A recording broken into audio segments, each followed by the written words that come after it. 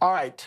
No institution is perfect. That's how Prime Minister Justin Trudeau described the World Health Organization today, as the UN body comes under heavy fire over its handling of the COVID-19 outbreak. Look, China's the main issue here. There's no way to get around that. Critics are saying, especially Donald Trump, that the WHO is essentially on the hook to China, relying too heavily on early information from Beijing on COVID-19. Now Donald Trump is threatening to pull U.S. funding totally or drop out of the WHO altogether. Now remember, the U.S. puts about $450 million a year into the WHO. China puts $40 million, but get this, China is now offering $2 billion to the WHO. This is clearly a war for global influence, and in the middle is the WHO. There's a lot of politics in this, but there are legitimate questions about the WHO and China. Where does Canada stand? Public Safety Minister Bill Blair joins us.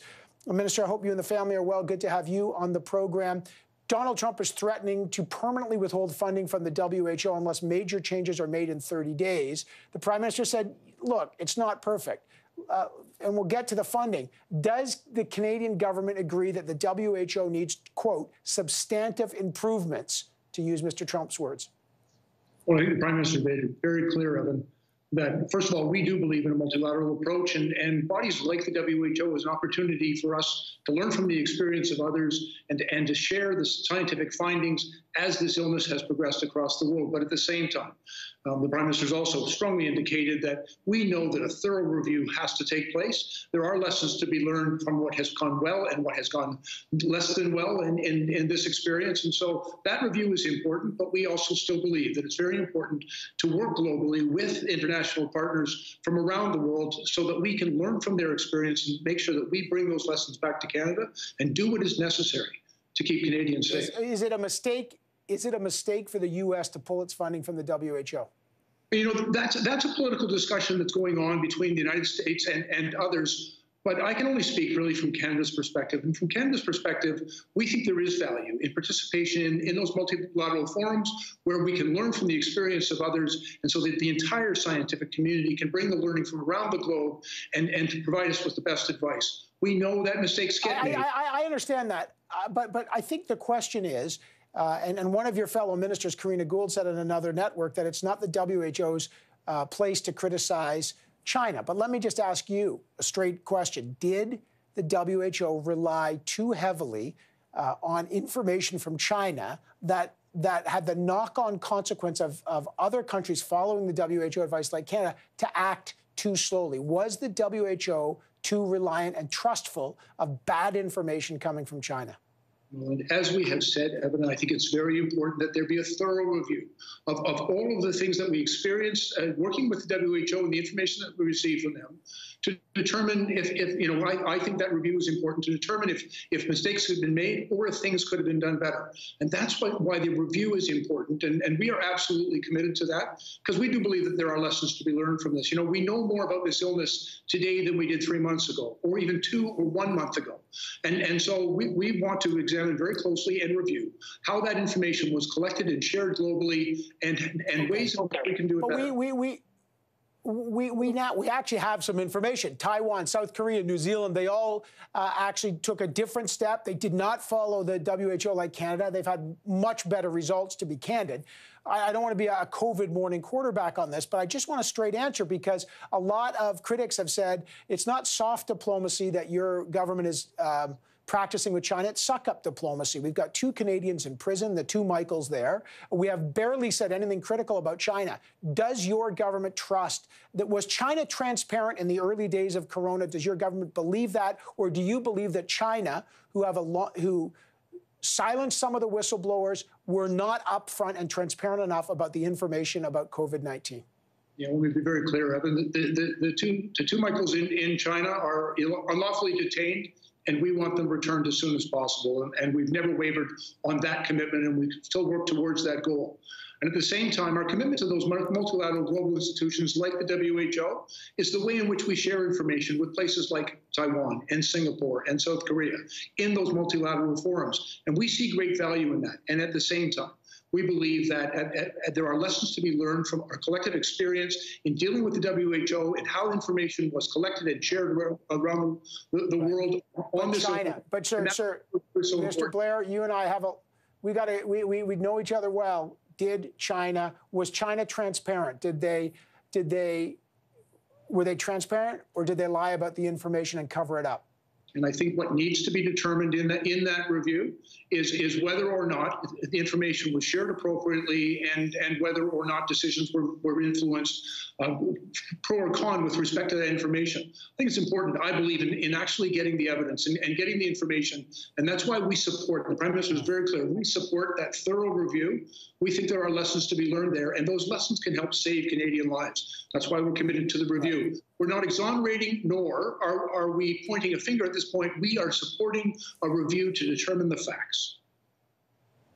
Minister Blair, let me ask you another question about China. If Canada is so committed to multilateral institutions, China's now gone from about $40 million to the WHO. Now they say they want to provide $2 billion. It's no coincidence they're saying that as Donald Trump is pulling back funding. This is clearly an effort at global influence.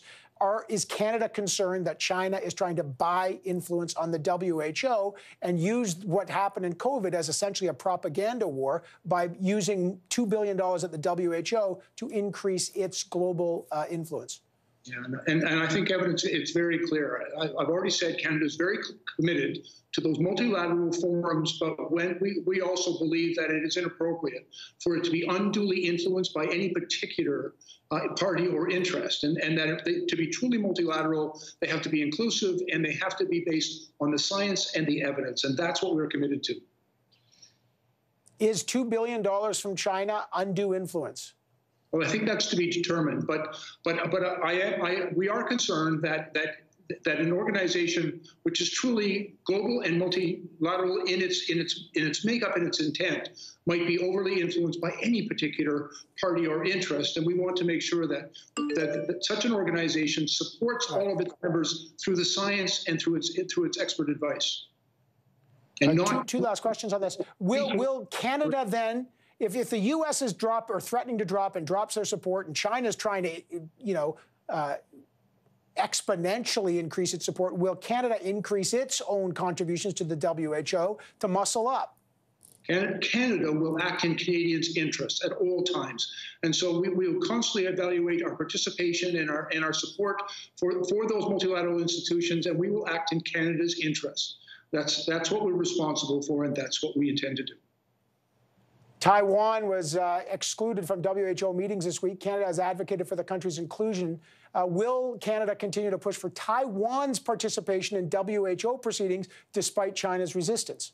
Yeah, we believe that the Taiwanese experience and the Taiwanese government has a great deal to contribute to those discussions. Their experience with COVID is something that I think we are all wish to learn from and have full information on. And so we very much will promote the participation of everyone who has something to contribute to that global knowledge of the best way to fight this illness. Quickly on the U.S. border, the Canada-U.S. border closure. It's extended until June 21st, except for essential services. Can we expect that through the summer months as well?